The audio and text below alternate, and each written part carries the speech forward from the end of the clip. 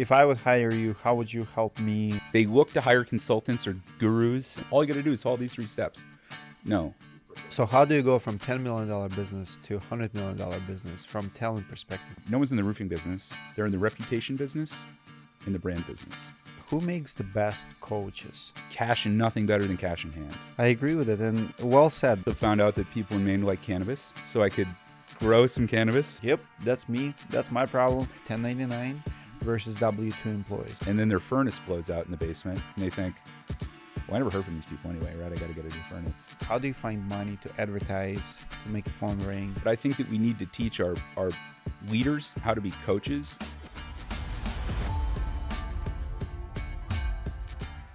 Adam, thank you so much for being in the studio today. Love your LinkedIn profile. You come off as very educated, man. You have very long portfolio there. Like the quote, I want you to explain what it means for you. You are what you do every day. Yeah, I appreciate that. So, I think that ultimately, right, we are a reflection of, there's something that exists in this world that I call the say-do gap. Right. When I talk about the say-do gap, it is, and I'm sure that you've encountered this, Dmitry, it's folks that say one thing, right? I'm going to pay a bunch of money to a charity of your choice after you beat me in a fight, but then the action perhaps doesn't match what they say that they're going to do. And I think at the end of the day, right, all that we can be evaluated on is who we are as human beings, and the impact that we make in the world is what we seek out to do and what we accomplish, right? The big thing in consistency is, what do I have to say in order to get to the next step? It's what do I have to do in order to get to the next step. And I think that that's an important thing that it's easy to lose sight of, right? And when I look at one of the ways, particularly that social media as an example has like changed the dynamic of society, is that I think people think that they can say whatever they have to say and have that be a reflection of who they are at their core, right? I agree. Well said. Can you give me your background, your education, and your early career? Where are you coming from, and how did your education impacted your career? Yeah. So I'll tell you an interesting story about that. And part of this is, right, owning the worst parts of ourselves.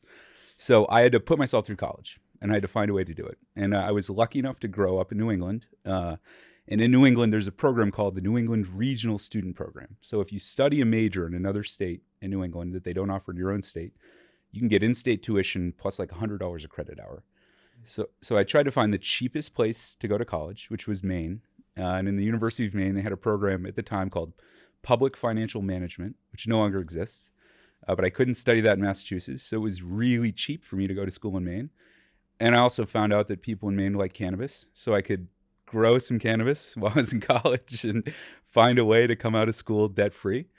I graduated in the middle of the worst financial crisis in the last 100 years. And so I took the first job that I could possibly get. So I sold office supplies and furniture, door to door, right? And our motto was door to door, floor to floor was the motto of our business. But what did you sell, like printers and stuff? Printers, furniture, Han, all steel, paper, toner, pens. Is it still a thing? It still is. Yeah, I don't know that. So WB Mason is a company. And so why would they sell door to door? They don't believe in the internet. They don't believe in selling on Amazon. I'm older than I look. So. Yeah. But what's your take on it? Like, what would today you're helping businesses to grow? Would you give them advice to stop that and to do like to go digital, or there's always going to be like, will we always have door to door business model? I think so. Yes, but let me back up a bit. Digital is significantly more important now, and I would always encourage folks to go digital first. What really makes the most sense is what I refer to as omni-channel, right? So how can I make sure that I can, follow folks digitally where they live, where they spend their free time, Facebook, retargeting ads, things like that. How can I make sure that I have enough of a foundational brand presence that drives top of funnel attraction, right? Putting out content that homeowners might find useful, putting out content that stands out and separates me and differentiates me from other contractors in my area. But then, ultimately people buy from people, right? So how do I enhance a door-to-door process with a digital loop that feeds into it, right? It's all about an omni-channel approach. What do you think is more effective? Digital when people call you, or when you go out and call them? Digital. It's digital. Yeah. It's more effective.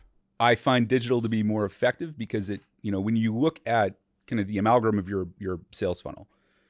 Your goal as a business owner, it's not to improve your conversion significantly at the end of the funnel. It's to add as much juice as you can to the top of the funnel, right? And you don't do that in door-to-door. You do that through digital. So if you can get 5 to 10 points better at the top of the funnel, because that size is so much bigger than the bottom of your funnel, the impact is significantly greater. I agree. I want to break down your LinkedIn profile to the third grader level, because your titles and bio is so fancy. I think many people don't. I could not understand like what it means. So explain to me, please. So what does talent optimization certified means? Yeah. So talent optimization is a discipline. It's about aligning people strategy and business strategy to drive business results. So founded by a company called the Predictive Index. Okay. And there's a certification process through which I go through annually that's all about helping to understand the way that a talent and people engine impacts business performance. And what are the levers that you can pull from the talent perspective in order to... So if I would hire you, how would you help me? Like, is it HR recruiting position, or like, where do you apply it? I think it's a little bit of everything, right? Yeah. So HR and recruiting, talent attraction and talent acquisition. I think that's the first thing that comes to folks' mind. But, you know, getting a highly qualified and capable employee is one thing. Making sure that you can maximize their impact on the business is something completely different. And that's where you look at things like, how do you build a highly attractive, driving, and competitive culture that pushes people to perform, that pushes people to engage, that pushes them to feel attached to the business and the business outcomes, right? When you think about like employee engagement, people often define that as an engaged employee is a happy employee. Yes, but that's a symptom, right? An engaged employee is somebody who feels emotionally committed and connected to your business and emotionally attached to the business outcome and is willing to go above and beyond consistently and repeatedly, ultimately without you there, right? Because they feel that level of attachment. So it's about how do you build programs that create that kind of commitment amongst your staff, right? I just feel like this is me personally. I feel like if business is failing, if business already have bad culture, bad things, like we're just adding oftentimes more bureaucracy by, now we're talking about writing programs like to fix the dynamic in any business, like fine tuning it. It's that's why I love what Steve Jobs says about, how do you call them? Consultants. There's in the business world, people like Steve Jobs, people like Mark Cuban, they feel like as I'm watching their interviews, is stay lean, fix your problems, right? Like, when do you need a consultant? When do you need someone like that from outside to come in to tell you that what your problem is? It's a great, so there's kind of a couple of areas where consultants can be helpful. And for the most part, I agree with you. I think a lot of times what folks do when they look at consultants is they say, I've got this symptom and I'm going to hire this symptom. I'm going to hire this consultant to fix this symptom. But what they don't do is cure the underlying disease, right? And often curing the underlying disease, for the most part, takes a lot of self-reflection, a lot of honesty, a lot of earnesty, and kind of the business is the only one that can do that, right? A consultant can help because it can be an objective third party, someone on the outside who might have seen that same play, that same dynamic, that same thing that you're running into.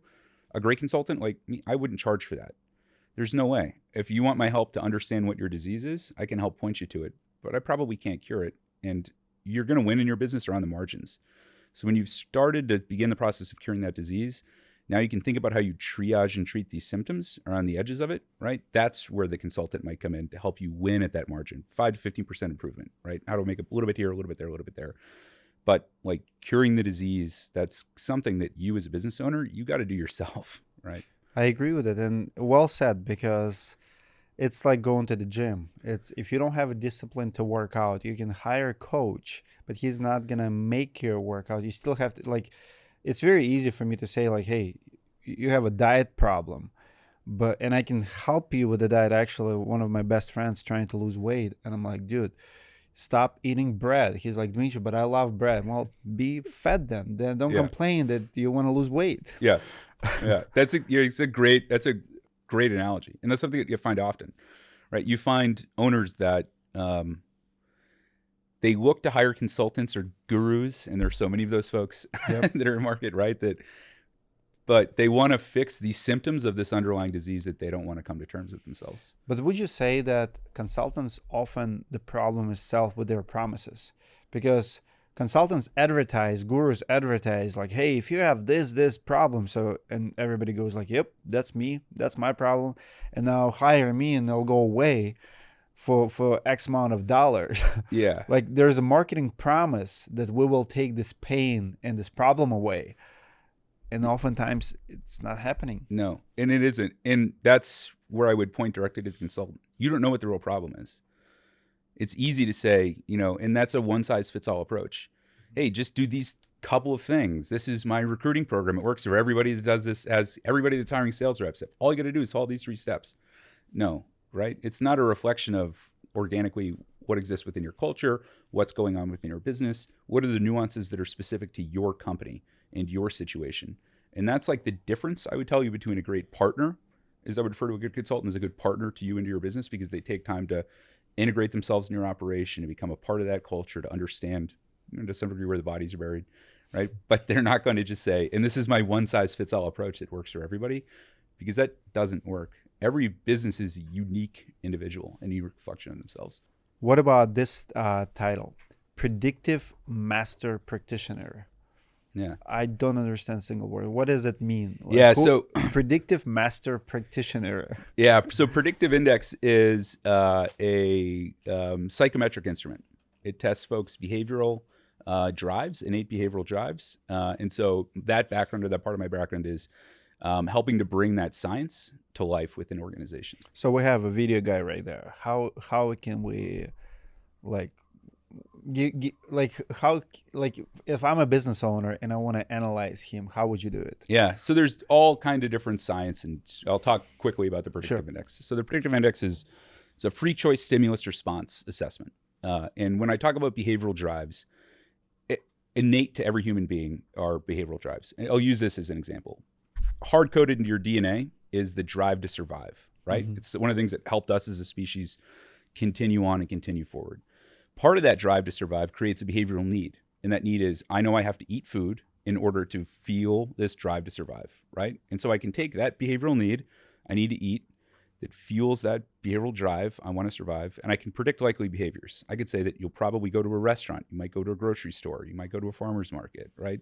These are things that are, you're seeking out or doing for that underlying need and drive that are behind it. Well, so the way that we show up in work is much in the same. In behavioral assessing, this particular 4-factor model behavioral assessment, it looks at 4 things: your drive for dominance, extroversion, patience, and formality, right?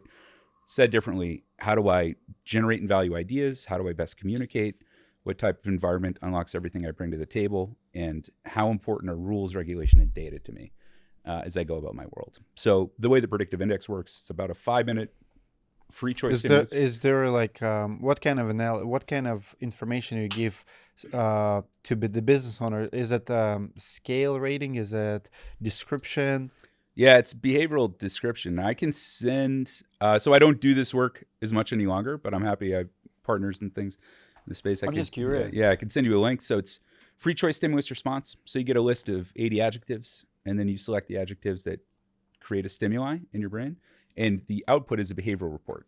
So it'll tell you how this individual is likely to operate at work every day. Can you tell me, if I give you the person, let's say I give you this guy, if he is good and efficient at home, like distance, or working in the office? Like, for example, if I want to make a decision who from my team can work from home and be as efficient, because I know it's not for everyone. That's right. Yep. That's one of the things that we could look at, right?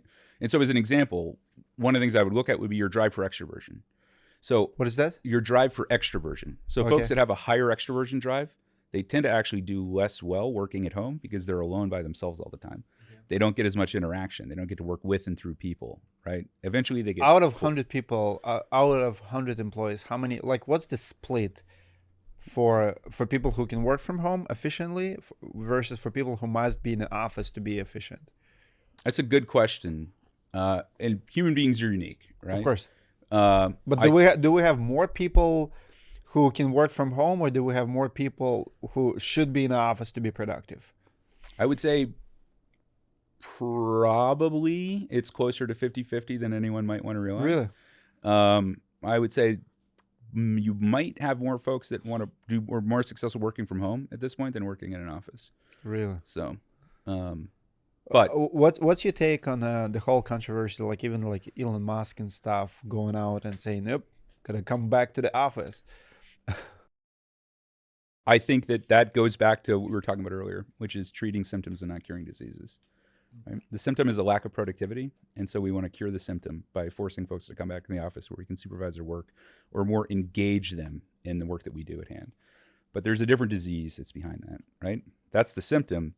What's actually happening here is that we've created a work that doesn't feel engaging and inspiring, and as our employees are left to their own devices, human beings are also uniquely lazy more often than not, unfortunately, right? So left uninspired, they will find other things that fuel their soul, and oftentimes those things aren't work.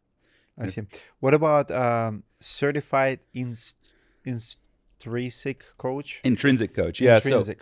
So I spent a few hundred hours getting certified in intrinsic coaching. So intrinsic coaching is about intrinsic motivation, the things that speak to your soul, fuel your unique genius, that are important to you. Intrinsic coaching is all about, so taking your friend as an example who wants to diet and says, Dmitry, I don't want to eat bread. I hate bread, right? Or I love bread and I don't want to stop eating bread. And you say, well, fine, then just be fat. Intrinsic coaching would take a different approach to that, right? To work backwards from goals and outcomes, and then to develop a plan in order to achieve those goals and outcomes that person could envision themselves as being a part of. So, have you watched Billions? I've not watched Billions. No, you have not. So they have Wendy. She's a psychologist, like business corporate psychologist. My favorite character, and she's like intrinsic coach. Like, yeah, she sits with the sales guys and tells them what to do, how to go and kill it. Yeah, because do you feel like we need psychologists at our business places to not to motivate, but to help people to sell more, to be more productive? I think that what we need is coaching that speaks to the individual. So I don't think we need a bunch of psychologists, but I think that we need to teach our leaders how to be coaches and not managers, right? So a coach can drive and push performance. A manager can effectuate outcomes. A manager can make sure that work gets turned in on time, but they can't make sure that it gets turned in on time without them being there. A coach can make sure that that employee wants nothing more in the world than to turn that work in on time and to be highly successful in doing it. Love it. You are associated with the two companies, Cedalion Talent. Our mission is to empower businesses in reaching their goals by unlocking human potential. I think it's very broad, like the whole statement, but can you elaborate, like, when do you need to hire someone like this company? Yeah, so I'll back up a bit. Cedalion Talent was a branch of a different organization that I helped found, Cedalion Partners. And Cedalion Partners worked with Series A and Series B funded companies to drive accelerated growth outcomes. Talent was one part of that, and the human capital part of that. Ultimately, what it tended to look like was, we can call it a $10 million business, and the things that got us here are not going to get us there. Okay. Right. So how do we begin to shift those dynamics in the way that we approach our work? So how do you go from $10 million business to $100 million business from talent perspective? What needs to happen? Give me a few scenarios, maybe a few real life examples. Sure. So one of the big things I would tell you is that your executive leadership team needs to be ready and capable of a immense change to their practice. Right. So 0 to 10, your executive leadership team is in the weeds, is executing. Right? They are working hand in hand with their teams to drive outcomes. In a $100 million business, they're not. I mean, they're not at all. And it's not even 80-20. It's like 95% strategic visionary. So does it mean that they're not grounded to their business? Do you think they're intentionally removing themselves from people? Like you almost have to become the way you describe it, like cold to your employees, to little problems. I think you need to become more strategic. And I think that you need to realize that a great business is not a business that needs more of you. It's a business that you can step away from and that can continue to operate successfully long term. Do you think that this is one of the reasons people generally hate corporate America? Because leadership, executive suites, like over there, we're over here. There's a big disconnect, poor versus rich. Yeah. Human beings are tribal. So yeah, 1,001%. And there's a feeling from those, frontline employees that executive who is not in the weeds with me every day does not understand me and my business anymore. Yep. So, But I mean, it happens even in a small business. Even the guy who runs the business, even in a smaller roofing crew, like guy who founded the business and doesn't install shingles every day, he is not one of us. And when the boss comes to the job, like even if he brings pizza every day, that crew always gonna make jokes, always gonna make fun of him. There's never gonna be like real respect showing for someone who is not with them every day. yeah. But how do you fix that from labor perspective, from talent perspective, from management? Empathy is a big step, is the first step to that, right? And empathy is genuine. Yeah. And it comes from a place of understanding. So just because you're not in the weeds and installing shingles every day doesn't mean that you don't have time to understand who your crews are, to understand what matters to them, what fuels them, what they're challenged by and come up against, and then work constructively alongside them to fix and address those challenges. Right? I love how you said you added genuine, because there's so much fake empathy and you can feel it right away when people do it like by the book. Like you can feel it when one time I was in church years ago and it made me sick to my stomach. This guy, so there's a library and he wanted to buy a book or something. He didn't have money, but they were selling a book and he said something within the lines like, can I have this book and I'll give you money later, or something like that.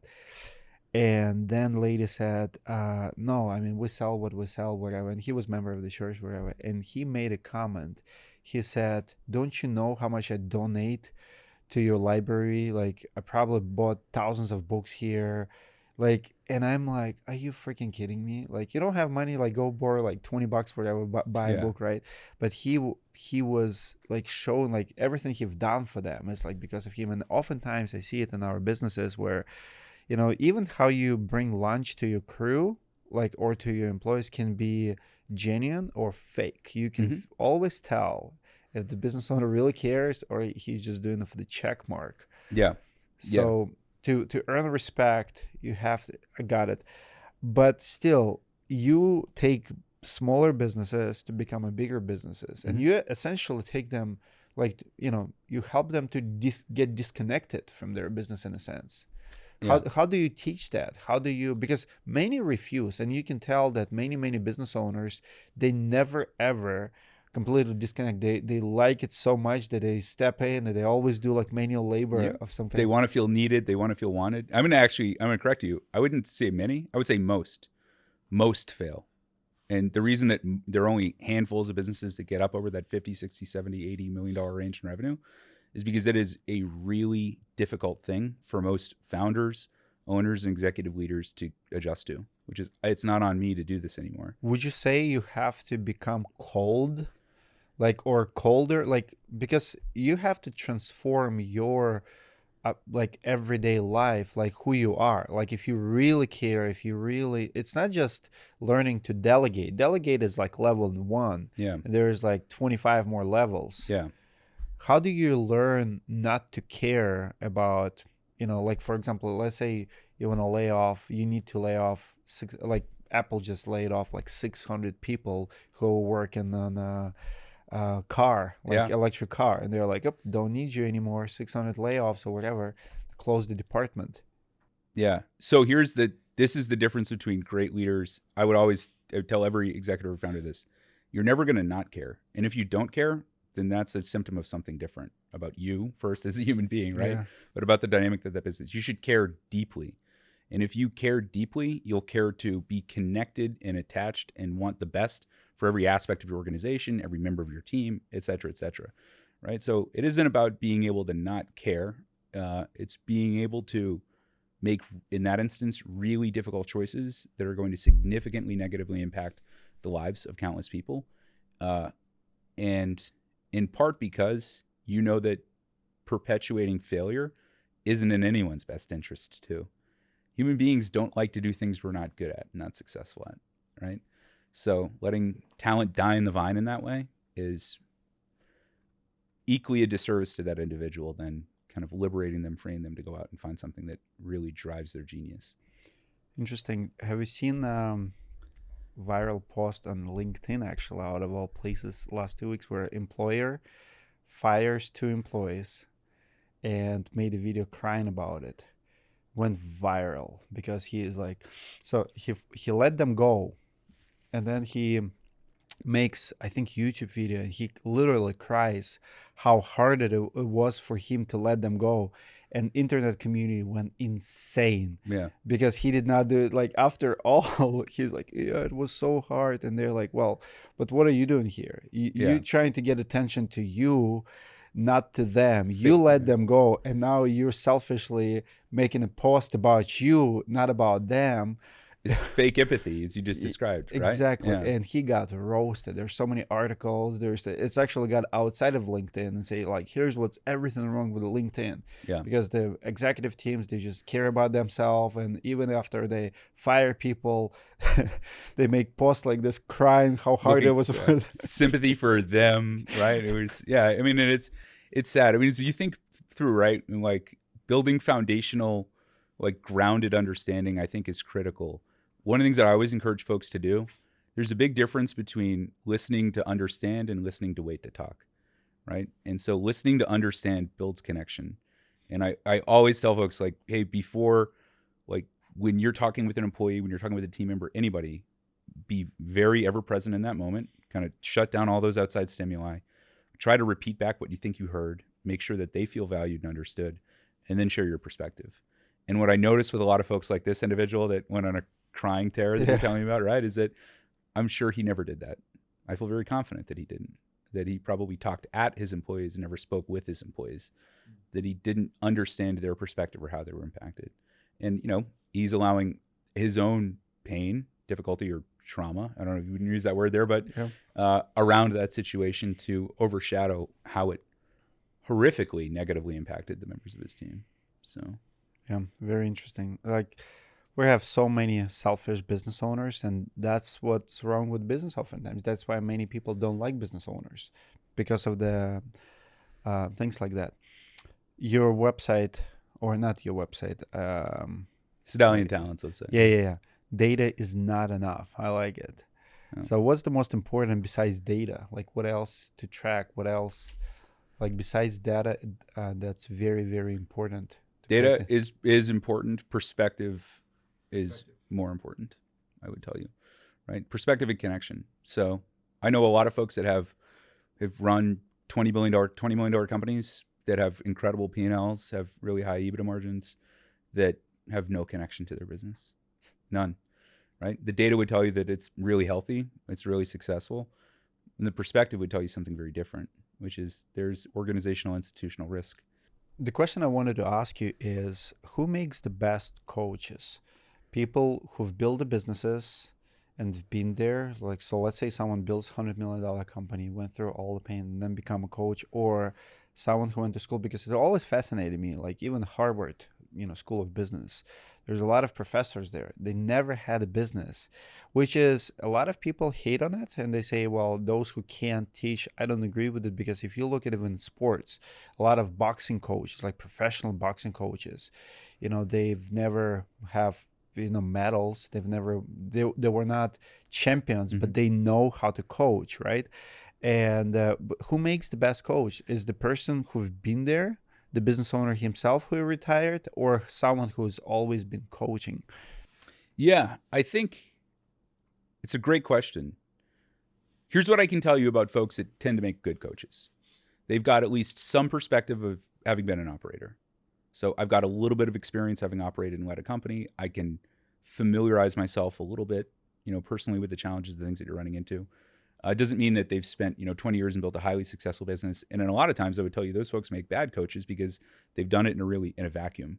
So they know their world, and that's it, right? And then those are the folks that say, hey, take my one size fits all approach to fixing your talent program or your sales engine. I've done it in this industry. Yeah. So, but great coaches tend to at least have some perspective as an operator. They've got a really wide breadth of experience and knowledge, and as many different companies as possible. So what I look for is, like, how much have you come in contact with and come up against? That's what I really like to know. Have you been in the weeds with owners and operators in my space? Have you seen things that can help you kind of paint a vision and a picture of what I'm running into that maybe I'd be unfamiliar with? And do you seek first to understand? And that's the big thing, right? I think, a great coach is someone who is going to take the time needed to understand as much as they possibly can about a situation, scenario, or outcome before trying to give you guidance on what that next step is. I like writing down the phrases from the websites, the marketing promises and stuff that sound weird to me, and let my guests to open them up. So on your website, it says, there's a few phrases: solutions that exceeds your expectations, and this one is very good one. We reframe problems, build excitement around opportunities, and work tirelessly to help you achieve your aspirations. My question is this. This describes to me as a cheerleader position. Sure. Like this is what cheerleaders do, not even a coach. So we reframe the problems, build excitement around opportunities, and work tirelessly to help you achieve your aspirations. Do you feel like all coach does is to help almost like big portion, or how big of the portion of the coach is to be a cheerleader? Because this to me is like, all right, you have a problem today, we're going to reframe that problem, we're going to keep your eyes on the price, where you going, because that's what it is. Like, reframe problems, build excitement around opportunities, and work tirelessly to help you achieve your aspirations. So I feel like, business owners definitely get discouraged, lose a track, and that's where we need that cheerleader. How much is cheerleading involved in coaching? In good coaching, almost not at all. Really? Yes. So, positive reinforcement around right action and outcomes. That's, I would, to some degree, I would call it cheerleading. And I would also call it reinforcement. It is important, but being a cheerleader and this is my own bias, I want to acknowledge that, and the way that I think and I see cheerleader, I think great coaching shouldn't be a whole lot of cheerleading. I'll use an example. So as you take that statement, here's the way that I see that coming to life. There was a Series B funded startup that we did work with. This startup worked in cyber risk insurance and helping businesses to better quantify what their institutional risk was for a cyber attack, and then get more appropriate coverage to cover that risk in turn. They had a revenue problem, right? So they took a Series B round. The goal was to get to a Series C round. They needed to triple their top line revenue within a short period. And they got a year into that process and couldn't get it done. And so when we think about reframing problems, it's a couple of things. One of those problems was, well, you've got leadership in sales that is not frontline tactical sales leadership, and that's a problem and a challenge in your business and you need to fix, certainly. The bigger issue, the thing that we saw, was that there's a different market opportunity available for you. And not to get too far down in the weeds here, but like helping that business understand, hey, the reinsurance market in cyber risk, there are two primary underwriters, Zurich and Munich. That means that they can only carry 20% of what they write for the cyber risk reinsurance, so 80% of the reinsurance market goes out to a third layer bond market that gives poor returns because they can't understand and conceptualize risk in the same way through your algorithms that you would be able to. So what if your revenue problem was solved by actually creating a third layer insurance re-market bond product that returned 12.5% for a teacher state retirement pension fund instead of 7%. You could then corner that market and your revenue spikes, but that's painting a different picture of the way that you're integrating and fitting it into the space, right? So interesting. I want to bring it down to small business now, because not many people understand. I think our audience who you just describe is very, very small. Let's talk about real life problems of like, let's take a roofing business that you're in roofing now, you helped roofing companies before. Let's solve real roofing business problem. One of the common question get asked now, how do we go from like the biggest problem in the industry now, it's 1099 versus W2 employees. So if you have an organization, let's say someone has 10 sales reps and they're all 1099, and the business owner has a puzzle. So now you have a state saying like, You have to employ these people, and the business owner have the problem like, well, they're gonna all leave me if I do ultimatum. Like, what would you do? Or if I come to you with this problem, how would you help me solve it? Yeah. So the first thing that you want to do is create a comp plan that's fair to the business and fair to the employee, right? That's the first step in that process. And there's different ways to do it. You can do that through non-recoverable draw. You can do it through recoverable draw. You want to make sure that your employee's paid. They can keep their lights on, food on the table, car in the driveway. Everything's okay. They don't have to worry about those core basic human needs. And then you think about, how can I create as much upside as possible? And one of the things that I would encourage company owners to do, I look at, like, there's a playbook that we built through Cedalion. It's a high growth, high velocity playbook. And there's certain foundational components to that I think make sense for every business. One of those is you want your sales reps to be spending 80 to 90% of their time on value add activities, right? So if I'm going to flip you from a 1099, where in theory you're going to see I get a bigger piece of a smaller pie, but I'm getting a bigger piece of a pie, and that's what that means to me. Well, how do I make that smaller piece of a pie a bigger piece of pie at the end of the day, because you're making a lot more money? I make sure that you can spend 80 to 90% of your time selling, generating contracts, growing my top line, making you and me more money. So how do I do it? I deleverage you from things that, frankly, anybody could do, like sitting on hold with State Farm for 2 hours to get an adjuster appointment scheduled next week, right? That's, ask yourself and ask your rep. That's like a $15,000 phone call, right? If that's the difference between one more job for the week for that rep, what does that mean in commission for him? Do you want him spending his time that way, right? So now if I have a 45-hour work week for my rep, a 50-hour work week for my rep, and 28 of those hours are spent getting contracts, and 32 of those hours are spent doing work that anybody can do, they're not going to be terribly thrilled about going to 99 to W-2, because they're making less money. They feel the impact, and the dynamic things around their job that, were easy for them to get used to before because they were a contractor effectively, are a lot more uncomfortable for them long term. So I think you got to re-engineer the roles appropriately. You've got to set commission plans that allow folks to thrive and exceed their own expectation. And you got to make sure that the work is something that they seek out, right? There's that old saying, if you work a day, if you love what you do, you'll never work a day in your life. Bullshit. Work is always work. Work will always be work. But if you love what you do, you will seek that work out even when you're tired, even when you're worn down, even when you're run out. You will seek it out because it fuels your soul and fuels your genius, right? So I want everyone in my organization to have as much of that kind of work as I possibly can. And it means deleveraging them from things that don't make the most sense long term. Looks like you can definitely solve some roofing problems. Give me another roofing problem that you have solved. Like, for example, let's say someone comes to you and say, they don't have leads. Very common problem, right? Mm-hmm. And it's startup. So let's say they're $3 million a year. The company's in debt. They owe their suppliers, and they cannot make their phone ring. How do you find money to advertise, to make your phone ring? What would you do? The first thing I would do, frankly, I would send them to you. No, I mean that, in your marketing boot camp. I see. Like, what great coaches or consultants do. They know what they can do and do really well, and then they find the best providers in space that do the other things that are critically important. So you would connect them to other resources. They can solve that problem, and I think that's important, right? Those things are important. Because go ahead. It's really missing in our space, and I do the same thing. So people come to me and they say, like, hey, I need sales training. And I tell them, I'm not a sales coach. Go to Adam Bensman. Mm-hmm. Go to Becca Switzer. They can teach you how to sell. Go to Writing Web. I'm not a sales coach. Yep. I think it's very important to understand what you can and cannot do. Yeah. But how can you, what would you do with a client who is in debt? Like, let's say someone is failing, because failure rate in a small business is huge, roofing business, no exception. How do you start unpacking when they're behind their bills, when they're getting sued maybe? Yeah. Start to look at things like AR, is the first place, right? I would start to look at things like what tends to happen.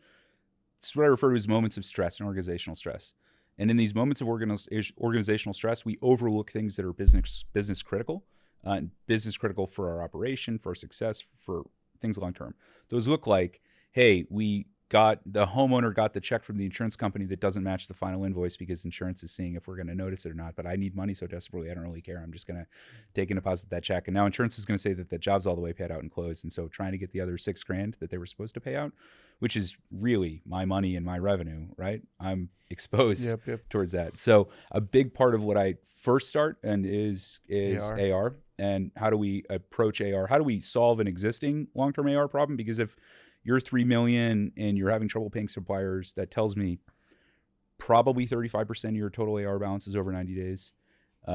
I start to look at things like, what do you have in terms of revenue that you can borrow against, right? So can you get a 98.5% bank loan against revenue under 90 days that's recognized, right, that you can start to get to borrow against to fund other jobs? Then the other thing is, I think about how can we get proactive about this long term, right? And that comes in roofers. At the end of the day, no one's in the roofing business. They're in the reputation business and the brand business.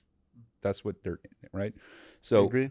right? Well said. And so how do you solve that problem long term? You do things like make sure that you are contacting homeowners to let them know that your rep is going to come by to schedule check pickups.